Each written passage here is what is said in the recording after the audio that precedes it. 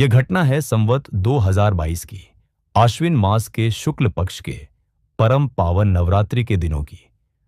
राजस्थान और मध्य प्रदेश की सीमा पर वेस्टर्न रेलवे के चौमहला मंडी स्टेशन से लगभग 10 मील पश्चिम चंबल नदी के शांत किनारे बसा था सीतामू तहसील जिला मंदसौर का एक छोटा सा गांव मामड़खेड़ा। इस गांव में गुर्जर और अन्य कृषकों के साथ रेबारी समुदाय की अधिक आबादी थी, जो ऊंट पालना और बेचना ही अपना जीवन मानते थे।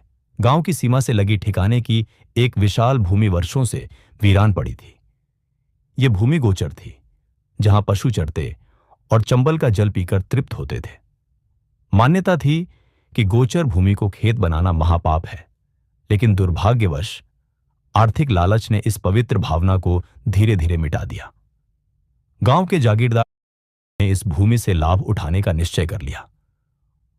उन्होंने कुछ घुमक्कड़ बंजारों को अच्छी फसल का लालच देकर इस भूमि पर बसा दिया।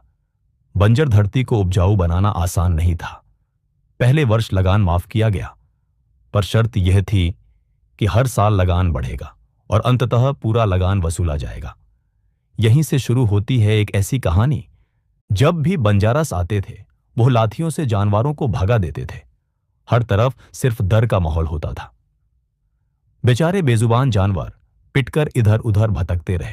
दिन के आखिर में भूखे ही घर लौटते थे और उनके पीछे ग्याले भी उदास चलते थे। बारिश के बाद जमीन पर हरी घास उगाई, पर कुछ ही समय में वहां फसल बोई गई और उम्मीद बंदिश में बदल गई। अब उस जमीन पर जानवरों के आने पर पूरी तरह रोक लगा दी गई। इस बड़े संकट को देखकर पूरे गांव में असंतोष की लहर दौड़ गई। सब गांव वाले मिलकर ठाकुर के पास गए, हाथ जोड़कर चरनुई की जमीन छोड़ने की विनती की, लेकिन बात नहीं बनी। जमीन ठाकुर की अपनी थी।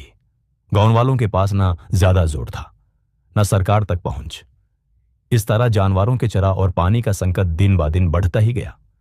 राजस्थान के कई गांवों के बाहर देवनारायण के देवले हैं, जहां विश्वास जीता जागता है। रविवार के दिन लोग मानते हैं कि देवनारायण स्वयं भोपा के शरीर में प्रवेश करते हैं। यात्री अपनी मन्नतीन और प्राशन लेकर आते हैं और भोपा उनका मार्गदर्शन करता है। लोग अनाज और भोजन की भेंट देते हैं। सरकार से मिली जमीन से भोपा के परिवार का गुजारा होता है।